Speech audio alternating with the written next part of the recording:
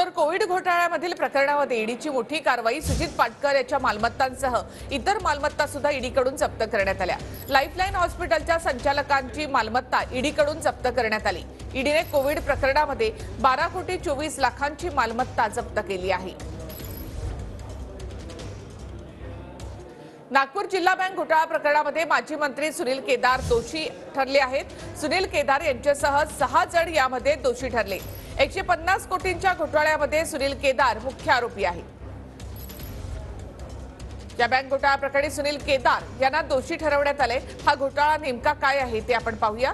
2001-2002 मध्ये बँकेच्या पैशातून खासगी कंपन्यांच्या नावाने सरकारी शेअर्सची खरेदी करण्यात आली होती। खरेदी केलेले शेअर्स हे खासगी कंपन्यांकडून कधीच बँकेला मिळाले नाहीत। खासगी कंपन्यांच्या नावाने खरेदी केलेले शेअर्स हे बँकेच्या नावाचे झाले नाहीत। पुढे शेअर्स खरेदी करणाऱ्या या खासगी कंपन्या दिवाळखोरीमध्ये निघाल्या। कंपन्यांनी कधीही बँकेची रक्कम परत केली नसल्याचा आरोप आहे। या फसवणुकी प्रकरणी फौजदारी गुन्ह्याची नोंद करण्यात आली।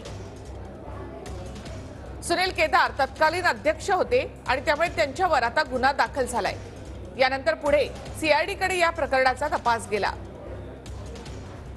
22 नोव्हेंबर 2002 मध्ये सीआयडीकडून कोर्टामध्ये आरोपपत्र दाखल करण्यात आलं।